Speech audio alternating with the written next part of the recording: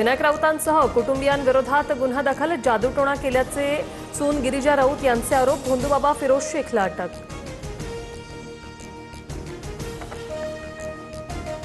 विनायक राऊत कुटुंबियांकडून सुनियोजित घात, लग्नानंतर 7 वर्ष छळ केला, राजकीय पार्श्वभूमीमुळे तेव्हा तक्रार केली नाही, सून गिरिजा राऊत यांचे आरोप. सून गिरिजा राऊत 3 वर्षापासून मुलासोबत राहत नाही, 2022च्या प्रकरणाची 2026 मध्ये तक्रार, यात नक्की काहीतरी काळबेरं. विनायक राऊत आणि कुटुंबियांवरील आरोप फेटाळले. विनायक राऊतांसह सर्व आरोपींना अटक करा, त्याशिवाय योग्य तपास होणार नाही, गिरिजा राऊतच्या वकिलांची मागणी.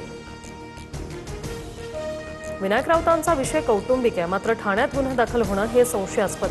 संजय राऊतांकडून शंका व्यक्त, तर या प्रकरणात पारदर्शक चौकशी होणार, गिरीश महाजनांची प्रतिक्रिया.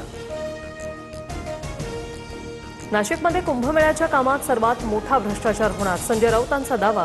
गुजरातचे ठेकेदारांना काम दिल्याचाही आरोप, तर राऊतांकडून बिनबुडाचे आरोप, गिरीश महाजनांची प्रतिक्रिया. नगरसेविका राजुल पाटील ठाकरेंच्या सेनेपासून अलिप्त, आदित्य ठाकरेंनी बोलवलेल्या बैठकीला राजुल पाटील गैरहजर. वडील संजय दिना पाटलांच्या बंडखोरीनंतर गैरहजेरीमुळे चर्चांना उधाण. अमित शहांनी दिल्लीला बोलवून भाजप जॉईन करायला सांगितलं, एकनाथ खडसे यांचा मोठा गौप्यस्फोट, तर खडसेंचे थेट दिल्लीपर्यंत संबंध, आम्ही किरकोळ लोक, गिरीश महाजनांचा टोला. शरद पवारांचा फोटो वापरण्यास दादांच्या राष्ट्रवादीच्या जिल्हाध्यक्षाला मंजुरी, माझ्या प्रत्येक बॅनरवर पवारांचा फोटो वापरणार, परवानगीसाठी तटकरे यांना पत्र लिहिणार, संजय पवारांची माहिती. शासकीय निधीवरून खासदार विशाल पाटील आक्रमक, निधी आपल्या बापाचा असल्याची प्रशासनाची धारणा. मिरज पंचायत समितीच्या वादावरून टीका, अधिकाऱ्यांना सत्तेचं संरक्षण मिळत असल्याचा दावा. शाळाबंद आंदोलनाचा शिक्षकांना फटका, 8,629 शिक्षकांचा 1 दिवसाचा पगार कापणार, शिक्षण विभागाचा हा निर्णय. मोशीतील दुर्घटनाग्रस्त इमारतीतून सर्व 9 मृतदेह बाहेर काढले, अखेर 83 तासांनी शोध मोहीम थांबवली, दुर्घटनेतून एकूण 14 कर्मचारी बचावले.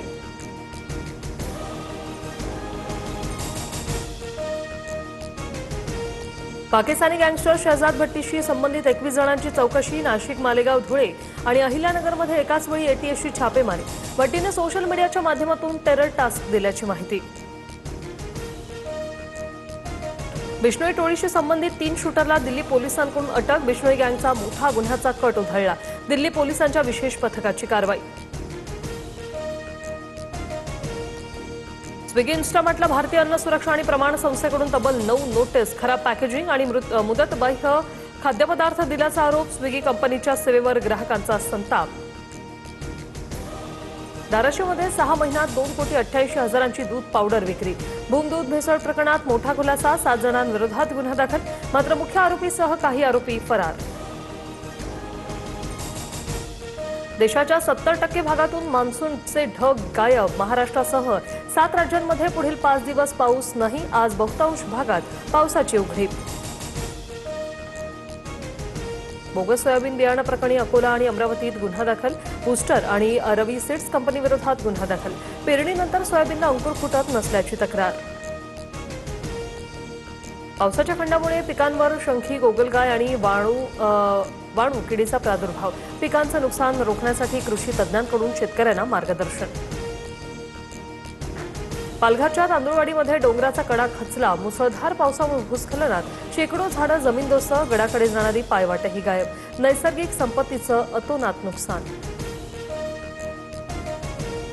संत सोपानदेव महाराजांच्या पालखी सोहळ्याचं पंढरपूरकडे प्रस्थान, टाळ मृदुंगाच्या गजरात सासवड नगरी दुमदुमली, वारकऱ्यांची मोठी गर्दी.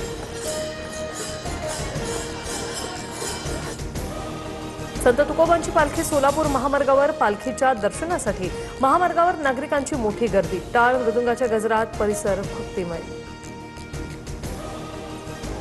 मुंबईत उघडे किंवा तुटलेले मॅनहोल दिसल्यास त्वरित तक्रार करा, व्हॉट्सअप चॅटबॉट आणि माय बीएमसी मार्ग ॲपवर तक्रार नोंदवा, मुंबई पालिकेचं नागरिकांना आवाहन.